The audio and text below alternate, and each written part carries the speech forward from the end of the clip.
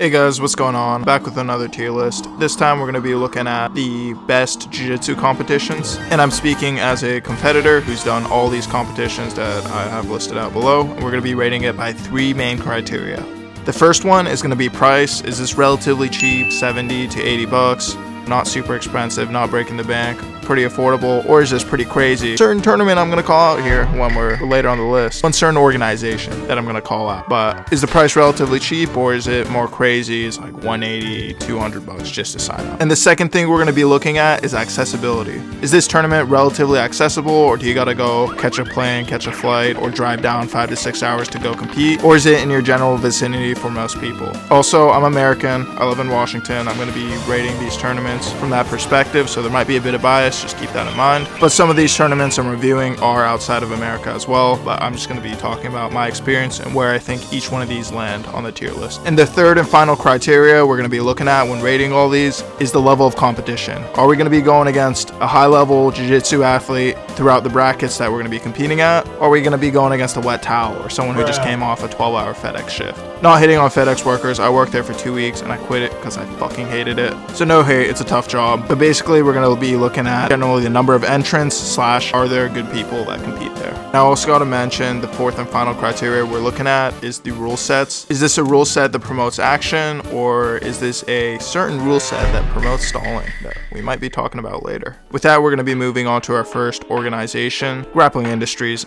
Sorry guys, this is the McDonald's of Jiu-Jitsu. The price is relatively reasonable, $70 for early entrants, $120 for later entrants. But the problem with these guys is they're the McDonald's of grappling. They don't have a lot of great people at the competitions. The level of skill is relatively low at most grappling industries. And as you go to higher and higher divisions, they're going to have less and less people in your brackets. I think honestly, starting off, you can argue that Grappling Industries is B tier. I remember doing this as a white belt, blue belt, 170. My divisions were stacked, 16-man brackets, 8-man brackets, pretty good. But as it became a purple belt and I competed in higher and higher divisions, there weren't nearly as many skilled competitors that I saw even as a blue belt, even as a white belt competing there. Sorry guys, I'm gonna have to put the McDonald's of grappling into D tier. Actually, you know what, I'm gonna move it up to C tier. The price is reasonable, it's very accessible. This Grappling Industries is all over America. I think level of competition is D tier, but I think just the accessibility, rule sets pretty reasonable, and the price is reasonable. I'm gonna put it at C tier. I think you can argue it's B tier if you're an early competitor. I think it's just great to get some experience under your belt and compete at Grappling Industries. That's what I did early on, but as you go along, as time moves on, it's definitely a C tier tournament. Next up, we have NAGA. As a two-time NAGA champion, I feel like I have full authority to speak on this.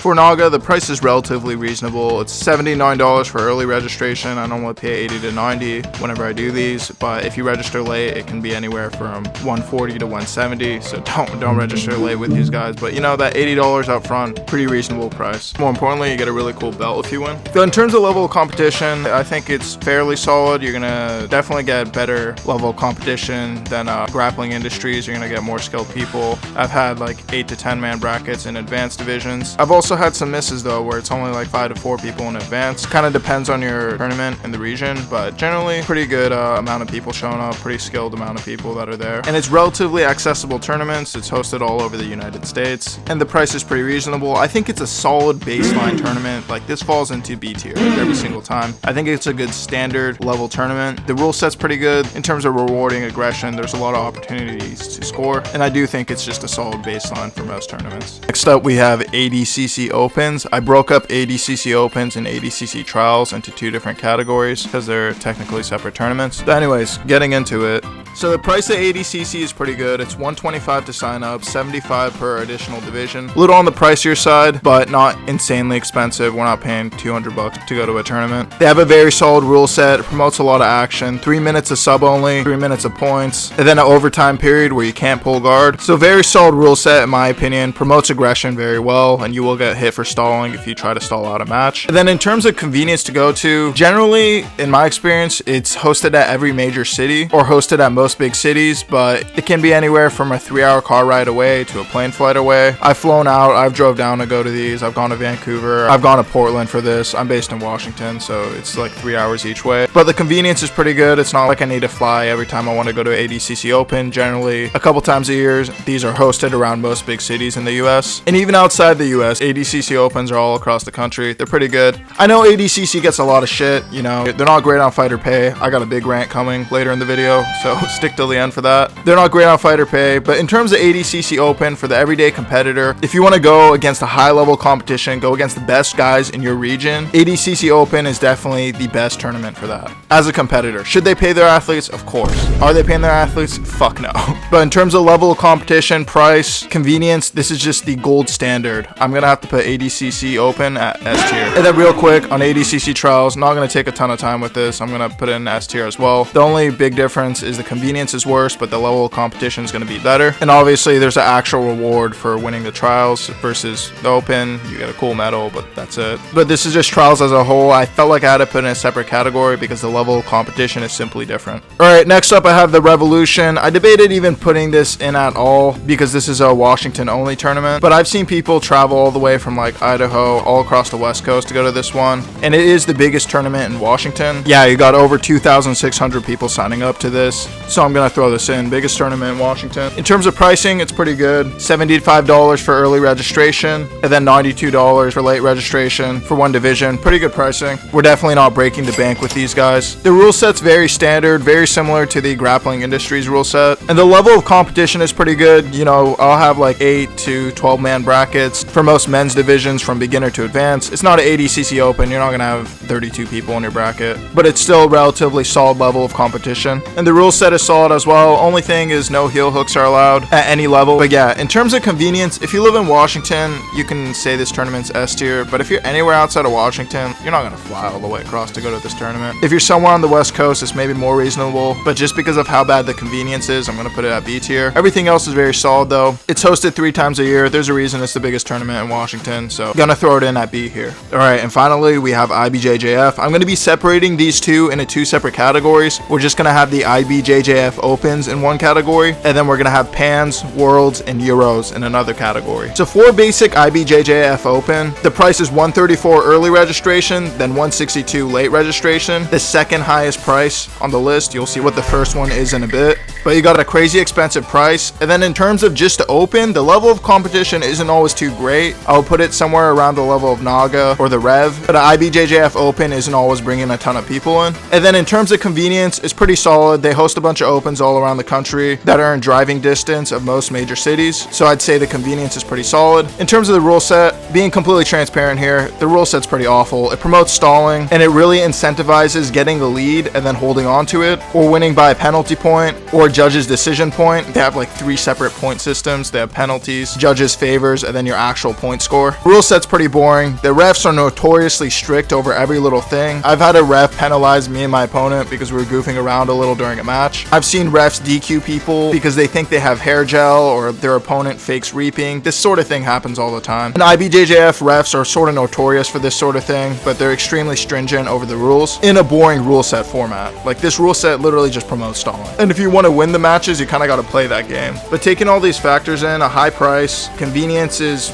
decent, level competition's decent, and then you got a trashy rule set. Definitely not as good as a NAGA, I'm gonna say, for IBJJF Open. C tier. I kind of dislike these. The main reason I would even go to one is so I can farm my placement and get a better seed for Pans, for Worlds, for Euros, but I would only go out of here for obligation. I don't really want to drop $160 when I could go to a NAGA or even a Grappling Industries for way cheaper. And finally, we have Worlds, Pans, and Euros. This is any Worlds level competition for IBJJF. For context, I've gone to every single one of these tournaments on this list, so I'm speaking from experience. I've gone to Pans before, I haven't gone to Worlds or Euros, but they're similar enough to where I feel like I can speak on these things. But for Pans alone, if we're going to talk about the price, it's $150 entry fee, which is crazy. And then you have $200 late fee, which is just insane. So the price is insanely high already. And if we're talking in terms of convenience, these are always hosted in very out of the way locations. So if you want to compete at these places for 99% of people, Pans, Worlds, and Euros are all hosted in very inconvenient locations. What I mean by that is for 99% of people, you're gonna have to catch a flight and pay another $500 in travel fees, especially if you're going to Euros and you're from the US, or if you're going to Pans and Worlds and it's hosted in the US and you're traveling from Europe. It's gonna cost a lot of money there. Rule set similar to what I said, everything about IBJJF Open, very stringent, promotes stalling, holding on to a lead, and just stalling out the clock. The one thing I will say though is the level of competition is definitely way better. I would say it's as good as the ADCC Open, but the convenience is pretty horrible. But just because of how good the level of competition is, you're gonna go against world-class guys at your belt. I am gonna put it at B tier for that reason.